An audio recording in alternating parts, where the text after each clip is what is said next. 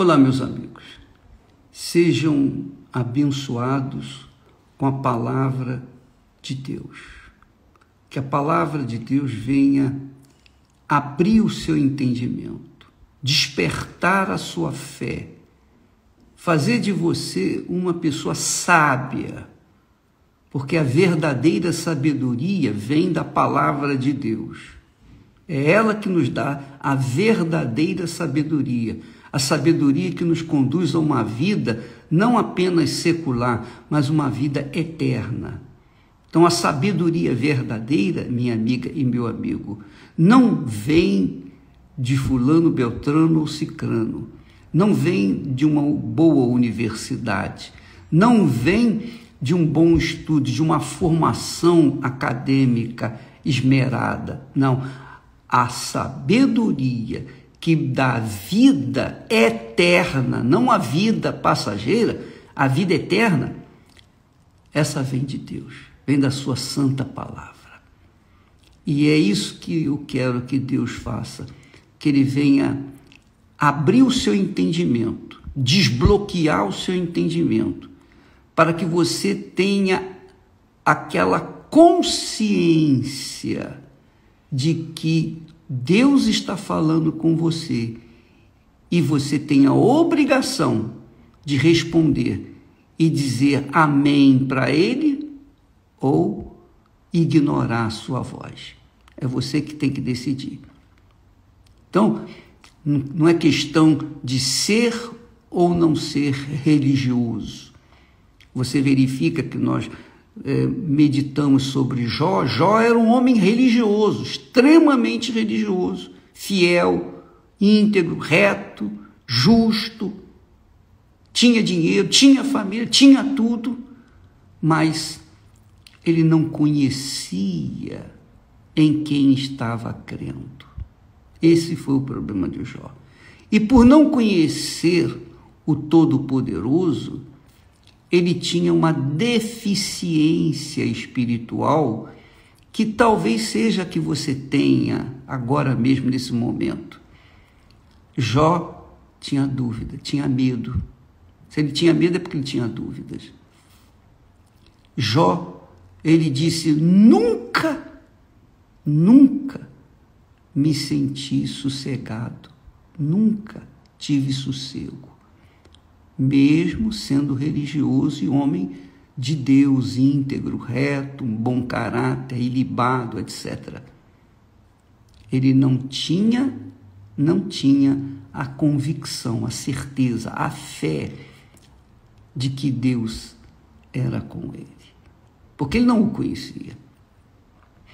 E talvez seja o seu problema, minha amiga e meu amigo. Você é uma pessoa religiosa, você é uma pessoa caridosa, você é uma pessoa que não faz mal a ninguém, você é uma pessoa que vive para sua casa, para o seu trabalho, para a sua vida, você não se envolve com a vida alheia, e por ser uma pessoa religiosa, você é fiel, é leal à sua religião, você é fiel à sua religião, mas você não conhece o Deus da sua religião. Você não conhece o Deus que você tem crido. Então, por isso você é debilitada. A sua fé está fundamentada numa religiosidade. E aí é que está o grande problema.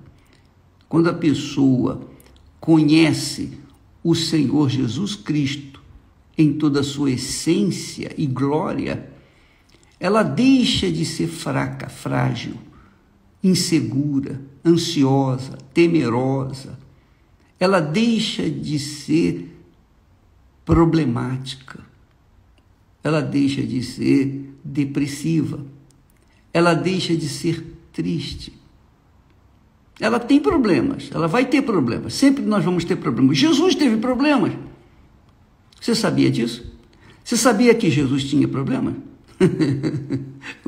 Os problemas de Jesus eram os religiosos. Justamente os religiosos que o confrontavam, que o afrontavam. É isso mesmo. Os religiosos foram os maiores adversários de Jesus. Por quê? Porque eles criam nas suas doutrinas, nas leis, etc., mas não conheciam o autor das leis. Não conheciam, não tiveram uma experiência pessoal com eles. Tanto não tiveram que não reconheceram Jesus, nem quando Jesus fez milagres diante dos seus olhos. Eles viram os milagres de Jesus. Eles viram o morto ressuscitar. Eles viram os cegos enxergarem, os paralíticos andarem. Eles viram o perdão de Jesus. Jesus não teve problema com bandido, com assassino, com ladrão, com adúltero, com homossexual, lésbica, quem quer que seja. Não. O problema que Jesus enfrentou foram os religiosos. Abra sua mente, minha amiga e meu amigo. Abra o seu entendimento. Jesus não teve nenhum confronto por parte dos pecadores. Mas quem os confrontava? Eram aqueles que se julgavam santos, guardadores, né, da lei, aqueles que viviam crendo numa lei e não crendo no autor da lei.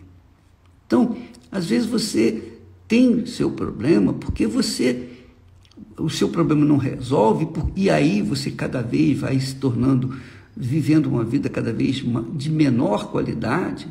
Você casou, você queria tanto casar, você achava o seguinte: se eu me casar eu serei feliz. Você casou e se tornou 2 vezes mais infeliz.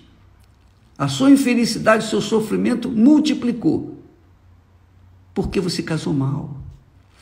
Mas por que eu casei mal? Foi Deus que fez isso? Não, não foi Deus, não tem nada com isso. Deus não tem nada com as nossas escolhas. Ele fala, ele orienta, ele ensina.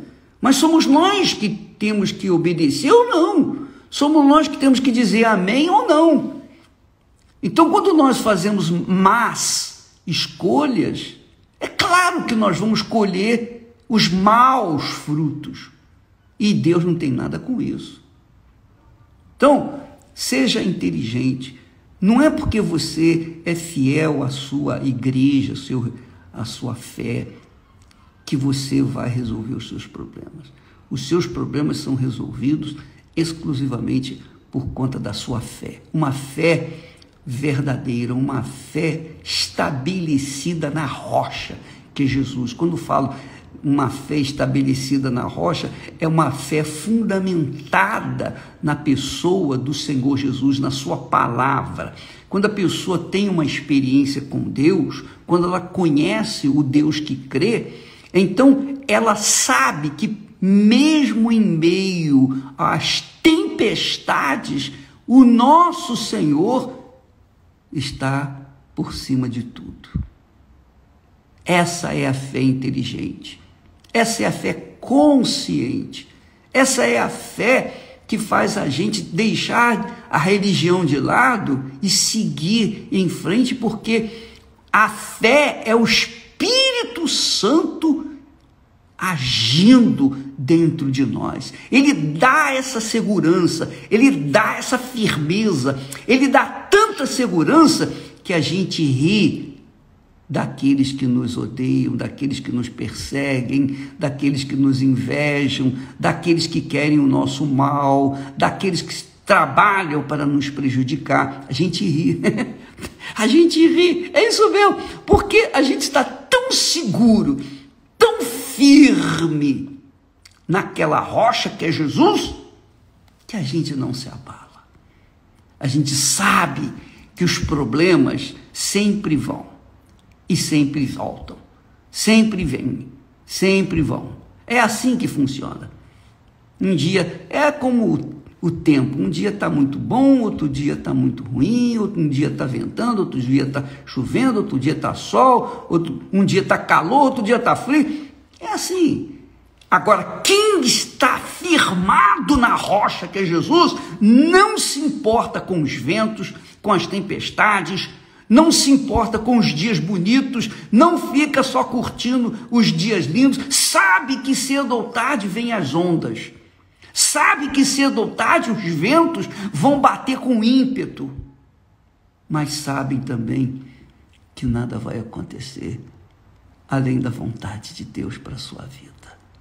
Ah, minha amiga e meu amigo, quando você tem essa segurança, essa convicção pessoal que o Espírito Santo dá para você, aí você fica tranquilo com respeito às tempestades, porque você sabe que elas vêm, mas também vão. E você vai continuar firme lá naquela rocha, e nada vai poder mover você daquela posição. Essa é a fé que Deus quer que você tenha. Uma fé consciente, uma fé inteligente, uma fé capaz de fazer de você uma pessoa segura. Você sabe o que quer. Você sabe onde vai chegar. Você sabe em quem tem crido. Você sabe que, cedo ou tarde, um dia estará na casa do Pai por toda a eternidade. É isso aí. Por isso que é imprescindível que você receba o Espírito Santo. O Espírito Santo é o Espírito da fé. O Espírito Santo é Jesus, é o Senhor Jesus Cristo, o Filho do Deus vivo, o Altíssimo Filho de Deus, em espírito. Só o Espírito Santo revela o glorioso Filho dele para cada um de nós.